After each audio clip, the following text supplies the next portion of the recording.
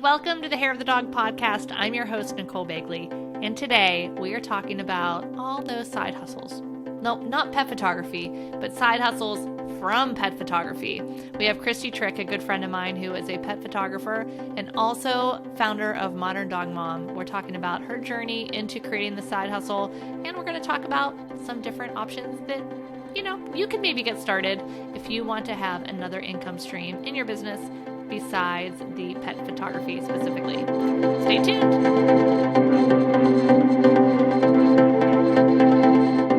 Hey everybody, welcome back to the Hair of the Dog podcast. I'm your host, Nicole Begley, and I'm here today with my friend Kristy Trick, originally from Texas, now in Arkansas. Barkansas. She is a photographer at Central Bark Photographer and also the founder of Modern Dog Mom. Hello, Kristy. Welcome to the podcast. Hi, Nicole. Thanks for having me. Long-time listener, first-time caller. Oh, I love it. I love first-time callers. We're going to have a good time. Yay! Yeah, so excited to have you here. So today we wanted to talk a little bit about, this other business that you might have called Modern Dog Mom. We'll get into that in a minute. But first and foremost, you were a photographer. Actually, I learned about this because you were just in Barcelona with us, that I learned that you have had just about every career, at least related to dog weddings, under the sun. Tell us a little bit about your background and how you ended up in this whole photography and now Modern Dog Mom niche.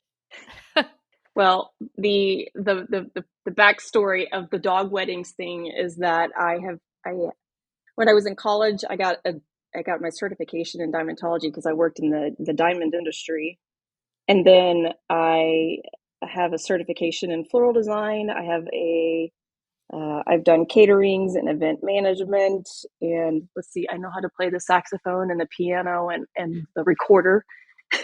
The recorder. And you know that thing from like fourth grade? Yeah. Oh, yeah, I know it. Yeah, my son was in fourth grade a couple years ago, so I know the recorder very well. Yeah, and I guess I just have experience in a few things, and I was told, hey, with all these skills, and calligraphy is the other one. With all these skills, you would be perfect to do dog weddings now that you're a dog photographer. I love it. There's got to be so many dog weddings. I mean, it's fantastic. I know, it would be a lot of fun. It sure would. Let's add that to you. Let's add right? that to your hey, let's learn how to do dog weddings on this. Yeah, I love it. You can start teaching people dog weddings. But I know. But yeah, so anyway, so how did the whole photography piece of this start? Because obviously dog weddings maybe aren't a thing, even though that would be super awesome. I've seen dog weddings. They're out there on Instagram, far and few between, but I don't know. Maybe we can get something started, Nicole. I love it. But no, to answer your question, the pet photography thing, actually, there was a seed planted in my head, many, many, many years ago, back when I don't even remember how old I was, but my mom went through a magazine and found the photo of like this little poodle that was up for adoption. She wasn't in a cage, and she had like pearls on and like a bow in her hair or something like that. And my mom showed it to me, and she was like, "Is this not the cutest thing?" And it stuck with me because that was probably one of the very first photos of dogs that were being photographed outside of a cage for adoption photos. And of course, many, many years later, that became a much bigger thing to help dogs out, which I think is awesome. But that photo stuck with me. And so fast forward many, many years, I adopted a dog from the Humane Society. Adopted a little Yorkie. His name was Toto. And during that time, I was working in the corporate and marketing world as a marketing and brand manager. And of course, I stayed in contact with the Humane Society that was local to me. And I was on their email list and got their paper newsletter. Just clearly way before like Facebook and all this type of stuff. And was introduced to their photographer who actually took photos for their rescues, Jenny Fro, outside of Dallas. And watching, seeing all of her photos pop up, I got an interest in doing dog photography because of that. And at one point when I left my corporate job, I found out that she was doing teaching at a dog photography, like a retreat. And it just so happened to be when I learned about that was around the time when I was leaving my job. And I was leaving my job to take care of my mom. But when I left, I signed up, or I called and said, hey, I saw this thing's open. Do you have any spots available? And I got a call that's like, yeah, we actually do, but it starts in 3 days.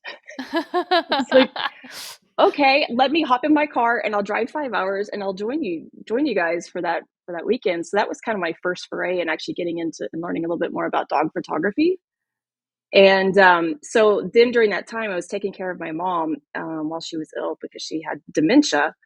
I needed some sort of a creative outlet. And so I went and took classes at the local community college in photography and, editing and Photoshop and Lightroom and all those types of things. And it was around that time that I was also looking for some online learning tools. And look who I came across was Nicole Begley. Who would that be? The hair of the dog thing. Yeah. I know. I think Nicole had like papyrus font on her. Oh man, Ryan Gosling would shudder. Oh man, you can't give away. That's one of my favorite things in my talks. Shh. If you guys haven't, actually, I came across the Saturday Night Live skit. It's called Papyrus with Ryan Gosling. Not difficult to watch because of Ryan Gosling, and it's also hysterical. I actually found out about that from Kim West, who was my copywriter, because I had some podcast about branding, and she's like, "Oh my God, have you seen this?" I'm like, "No." So now it's one of my most favorite SNL skits ever. So yes, if you guys have not seen that, please go Google Papyrus SNL, and you can thank me later. It's very comical, and with Ryan Gosling, it's makes it easy to watch. So I started taking all of your own courses, and then my mom had unfortunately passed away, and so it was time for me to go back to work, and I didn't want to go back to a corporate environment, kind of like you say, I was unemployable. It's funny how that happens. I was like, I don't want to get in trouble for being 5 minutes late to work. So I just decided to take the skills that I had learned during that time off and start my own photography business, and decided that trick photography, since my last name's Trick, was a little bit too hard of a word to compete against. Yeah. Because I didn't want people to land on a website and realize this isn't what I'm looking for, that I named it Central Bark. So Central Bark Photography was born. I love it. And so when was that? When did you start Central Bark? I probably started, what was that, around the first Barker that I went to was Bark Jour. Wasn't that like 17? Yeah, it was I 2017 then. Yeah. Wow. Around that time is when I kind of started to dip my toe into it, really a little bit more intense, and so that's when it was really. So what was that, 5 years ago now? Yeah, I love it. So you seem to be a lot like me, also Heather, that we have a lot of interest and start to go down different avenues of like, this is really exciting. Let me learn this. Oh, this is really cool. Let me learn this. Oh my gosh, I want to learn this too. And all of a sudden, you're certified in all of the things dog weddings, not necessarily that it was because of dog weddings, but you know what I mean. These things happen. So tell us a little bit about, because you still have Central Bark Photography, right? You started it though in Texas, and then you guys moved to Arkansas. Arkansas. Hashtag thank you, Sam Haddocks. Well, Kristy, so you guys know the Barkas is the pet photography retreat I teach with Kaylee Greer and Charlotte Reeves, and we've been doing those since 2016. And we had the first one in Barcelona, and Kaylee's mom came up with the name Barcelona. We're like, oh my God, yes. So then we got into this Barca corner where everything has to start with bark, which has been actually pretty good until we got to Scotland. That was a pretty tough one to name. But anyway, Kristy's been pushing hard for Barkansas. Did Sam originally coin that one? I think so. Yeah. He's the first one that mentioned it, because I was like, oh, I need to go. Sorry, Sam, I got to go trademark that one if you haven't got it already. But someone's actually, I should. Yeah, I think someone's actually using it for something. Oh, so yeah. anyway, I love it. Awesome. But it's very creative. I love it. Anyway, yeah, I love it. So you still have your photography business going on in Arkansas, but what caused you to want to start to explore this other avenue as well? Actually, before we get there, tell us what Modern Dog Mom is. Well, Modern Dog Mom it's basically a curated themed collection of like fun activities for dog moms to do with their dog. So something fun to do, creating some fun memories together, and then, having some fun content for your socials or for your dogs, maybe. Yeah, I love it. I love it because let's face it, most people that have dogs instas probably have more followers than their own personal one. Yeah, my dog definitely has a lot more than I do, but he's a lot cuter too and a lot fluffier. But I love it. I love it. So yeah, so it's it's like a mail order, like an actual physical product, this Modern Dog Mom at the moment, yeah, which is awesome. And kind of what prompted you to start to explore and create this other brand?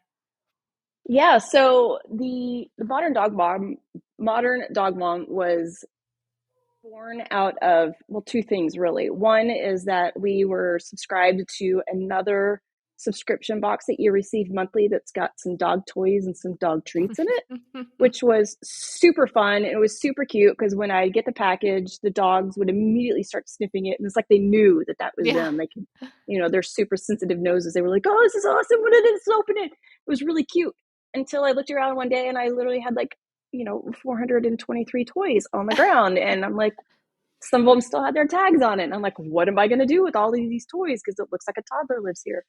And I just decided that we didn't need to receive any more toys because we were pretty loaded in that. And so I went ahead and canceled that subscription, but I still enjoyed receiving the monthly boxes of something fun for the dogs that they enjoyed and that they kind of knew was for them. And so I decided, what would I want to receive Mhm. if I was to receive something monthly? And so I was trying to think of something fun that I could do with the dogs. But the way that this kind of happened is because being a dog photographer, I've been told I have a very narrow operating range in the sense that I don't like to work in the extreme heat or the extreme cold. And for me, extreme really means like over 80 degrees or under 60 degrees. I love it. So you need to move to Southern California. Yeah, basically, but you're not going to find me in California, Yeah.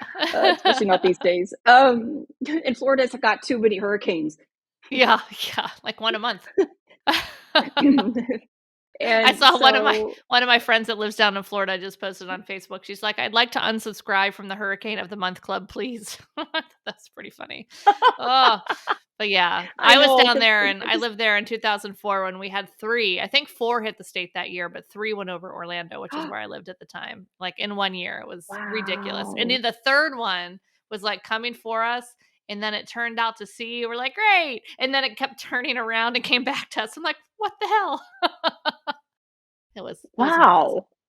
Yeah, but Well, maybe you've anyway, got that like magnetic energy where it's like, I know I they mean, they keep just coming named here the last one afterwards Nicole. too, but yeah, I know.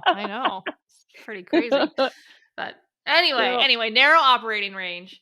so So, yeah, yeah. so I was being a photographer, that means I'm only working 6 months out of the year. So that means I've got 6 months to play with. So I was thinking that, like in extreme summer months and extreme winter months, I'd still need some type of a creative outlet. Yep. And that's whenever I decided to, just kind of start to put these boxes together and give me something fun to do that's still within the pet industry and still something that keeps me connected to my clients and others Mhm. that are in the pet space that are local to me that I still have something to talk about. Yep. Yeah, what I love about this the most is that you are being true to your unemployableness and also being true to how you want to design your life. And that, I no one said that any of us have to run a photography business 12 months out of the year. I know I don't shoot here July and August, and my winter's also fairly slow. I will shoot a little bit in the winter, especially like an urban session, but like our nature areas look kind of like meh in the winter, especially like Pittsburgh. I actually didn't mind shooting in the winter because everything was like browns and grays and dead. So it was all a similar palette. So it actually photographed really beautifully.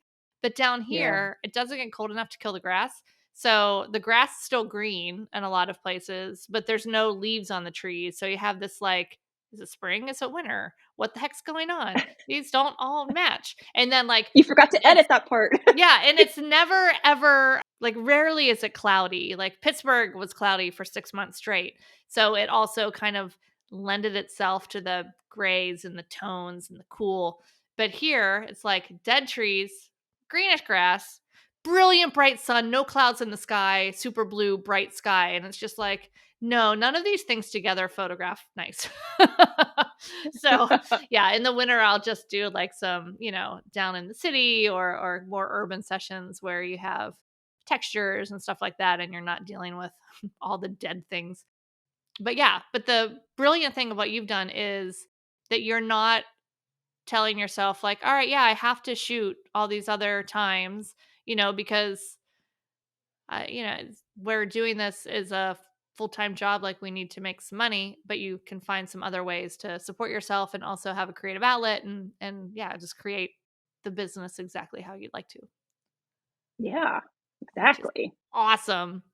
So yeah, so I give this challenge to all of you guys out there is to ask yourself, what does your photography business, your ideal photography business look like? Like how much are you working? Is there something else that you want to do on the side too? Like there's so many different things out there. I know there's people in my community that make bandanas, that do dog training, do dog walking. There's what are some other I know there's I'm totally blanking on what some of the other people have. Oh, Well, like a we've t-shirt kind of merch yeah, shops. merchandise. And Yeah. then there's also someone has a dog store full of dog food and Oh, right. True. Yep. Yeah. yeah. So lots So of there's different definitely some options. options Mhm. to do stuff on the side. And, it's definitely definitely you can find stuff within this pet space that feeds another interest. Yeah. Yeah. I know I was in one of my most recent office hours, I was chatting with one of the members of the academy about this very thing about like, hey, I feel like I want to create another revenue stream. So we were talking about just kind of brainstorming on other things she enjoys. And one of the things we thought of was teaching like pet photography or even like how to use your camera to just kind of hobbyists and people in her market, which does a couple different things. I mean, that's basically advertising that you're getting paid for because you're going to teach people how to use their camera. Like they're people that love photography and they're going to take a long time to get to where you are as a professional. So then they will likely hire you to create beautiful images and also teach them and all of the things. It just goes around and around. So Yeah. yeah, there's just so many different things that we can do. I love it. I Yeah. love it. I love it. Um, so with Modern Dog Mom, I do want to give you a shameless plug because this is going to be going live. I don't even sugarcoat it, Kristy. I'm not even going to sugarcoat it. It is November 26th when this goes live. And the Modern Dog Mom boxes make for fantastic client gifts, guys.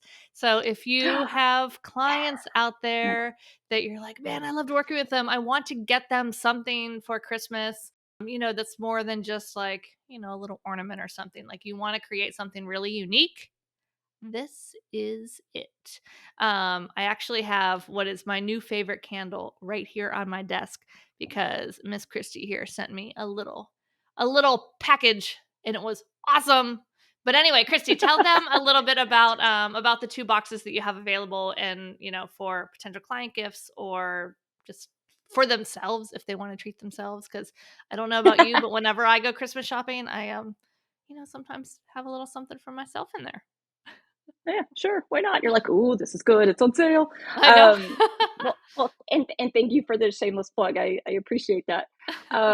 It's because yeah, last year when I did the holiday edition box, pretty much most of the people that bought them were dog photographers that I knew that were actually bought them for their clients or their family and friends, which I thought was really cool. And I gotta let it was very, very, very awesome. So the candle that I sent you is actually part of our spa retreat collection, I like which spas. was I did it for dog. It's like, how often do you treat yourself? Not often Treat, enough. see, treat. You get to treat yourself and your dog at the same time. But that was actually, I did that one for Dog Mom Day was actually Yeah. the for the collection for that one. But that one included like some massage oil for the dogs and a little pet massage brush that you can use to brush in all the oil, and the oil actually smells so good. It's actually like a winning, like I think it was Country Living magazine, I think, had it for one of their best new product type of things, and it smells so good. I was actually putting it on my own skin when I was done. You're like, if it's Like, good enough here, for you, it's good enough for me. here you go, Freddie. We're gonna smell good together. And then I had like some, for the mom. Then after you do give the dog their little massage, you can treat yourself with like a body polish, and I think there was a warming eye mask, and then that candle that is absolutely my favorite, the one that I Yep. sent you, and then It's a really Poppy good and Pout little, lip yep. balm. Yeah, the lip Oh my gosh, balm. that was one of Oprah's favorite things for 2021. So I'm definitely trying to look for things that are not necessarily in big box stores, but things that are a little bit harder to find that make a good theme. And some of them are actually imported from like the UK, for Nice. example, not necessarily. And then for my other box, which is my holiday edition box, which is great for this time of the year, I had basically the whole activity for this one was creating cookies I like for the cookies. dogs together. Yeah, who doesn't? If you don't, you're lying. And so you could bake cookies together and then set them out for Santa Paws. There was a little jar that was included, like a nice all-season jar that you could leave out all year to put dog treats in. There was like a little dog collar charm that said, "I ate Santa's cookies." And then I had created a cute little, like a fill in the blank letter that allows you to kind of say, "Hey, Santa, here's my name. Here's how old I am. This year I was either very good, kind of good, or a little bit naughty, but I can explain." And then you Yeah, could that put in what, Cammy is in that one, that camp. yeah, that's kind of what I actually checked for Freddie for last year. And then they could leave a little note for Santa what they'd like to find under the tree, and just a cute little card. I love it. And so that was something kind of fun. And of course, it's cute for taking pictures for your own personal memories as Yep. well, and just something fun to do. So I'll have that. I'll have a almost the exact box again this year. There's a few things that were not available this year, so I had to make a couple of changes. Oh, and there was also an ornament kit where you could make a little imprint of their paw print. Oh, So there's actually two activities in that one. So just something that's cute. fun, and then you have things to keep to remember your time together. I love it. I love it. That's actually the Christmas ornaments is actually where Cammy ran into the most trouble recently. We put up our Christmas tree, and the one Christmas tree, we have two. So I have one that has like all the ornaments of like different travels and some pictures and whatever. And the other one's like purely decorative in my living room kitchen area that like has the colors that kind of match the decor in there. Like I've always wanted a decorative tree. And when COVID happened, I'm like, that's it. We're a 2 Christmas tree family now. I don't care. That's what's like, where we're going to keep it. I'm like, we'll find room. I don't care. Because we don't have a basement. And we're like, if it doesn't fit in the house, like we don't need it. But it's not that big of a tree. Regardless, Cammy thinks the balls, like the whatever ornaments on the trees that are balls, are her Oh toys. no. And I purposely didn't put them very low. And then I went into the kitchen and she's like, had eaten half of one. I'm like, oh my God. She's part goat. And then, so I moved them up higher. And then she got another one down. I was like, how? And then my daughter walked in there and saw her. She's standing like a deer on her back legs, like reaching up, pulling them off the tree. I was like, oh my God, stop. And so our decorative Christmas tree now has just like all the balls and ornaments on the top third. Okay, I got to see a picture of this. Okay, I'll send you a picture. It's ridiculous. It's so ugly. I'm like, oh my gosh, I hope this is just puppy behavior. Thankfully, she is like a legitimate goat. Like this dog eats so many things, and it's just like, oh, and then later that day, as she ate the plastic and like there's big pieces, but I'm putting the pieces back together and I'm like, oh, this does not make a full ornament. You have ingested some of this plastic.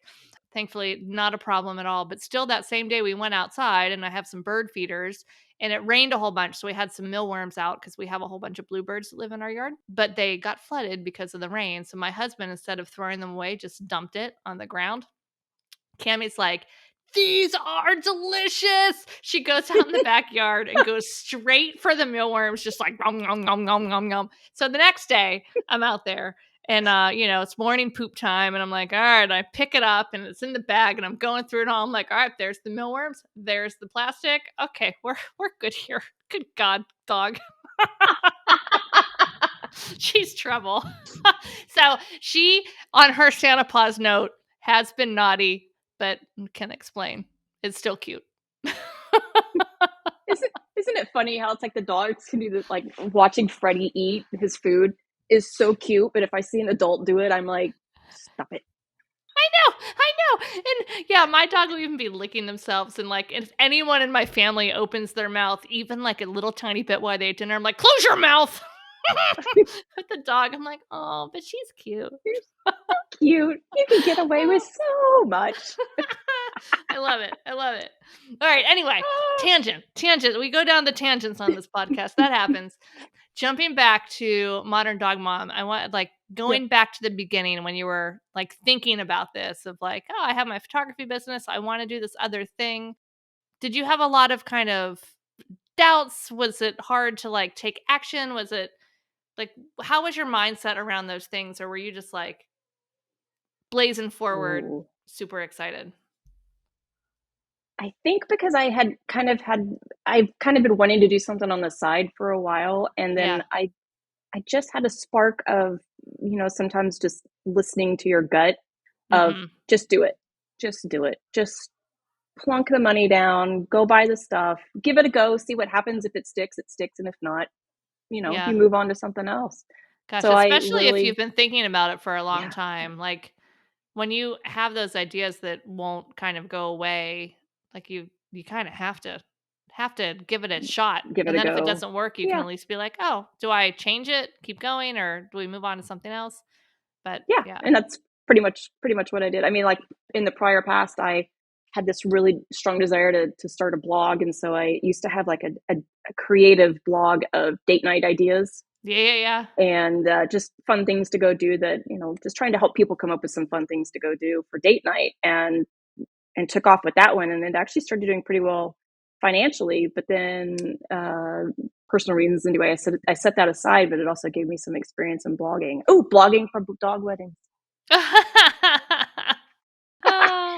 I love it. It can be all the affiliate income for blogging for dog weddings.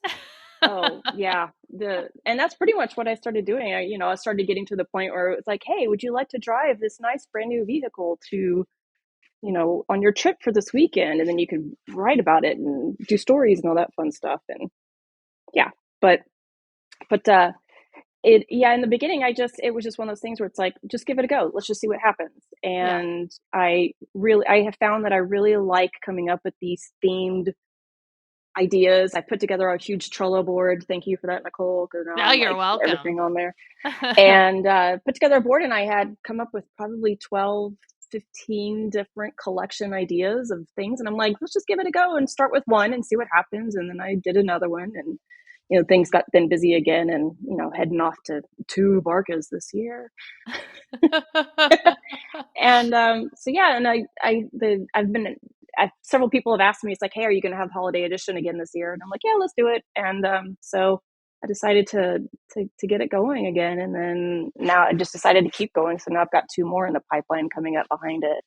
Nice. They're a little bit different as well. Yeah. Awesome. So I just gave it a go. Yeah, I love it. Well, before we wrap up, do you have any advice for anyone out there, other pet photographers that might be in your shoes where you were, a couple years ago? Any advice for them? Oh, I think if you're looking to start something outside of your business, outside of pet photography, right, that's just been kind of nagging at you, just maybe get some close friends, or someone maybe even within like the hair of the dog community that can relate if it's dog related, and just throw it out there and just see what people's thoughts and feedback are. And, you might even get some ideas to expand beyond that whenever you pull people's thoughts and ideas together that might help you out. But just see what people have to say about it. It's always good to kind of test the market and kind of make sure that there's some type of interest in it. Did you do some like market research like that before you started Modern Dog Mom? I did. I actually am in, like you said before, I kind of have a whole bunch of things going on. And I like to be I'm like a lifetime learner. So I'm in all sorts of, it's actually kind of distracting and helps me lose focus, which is not a good thing. And that's a topic for another day. But we'll have to get Heather on the podcast and get you straight. And me too. Well, I should be on that one to get straight from Heather. I think we're all a part of that fan club actually. But oh gosh, what was your question now? Just the market research when you were getting ready to start Modern Dog Mom. See, squirrel. Focus. Exactly, squirrel. I have ADOS, which is attention deficit. Oh, squirrel! Sorry, I love it out loud.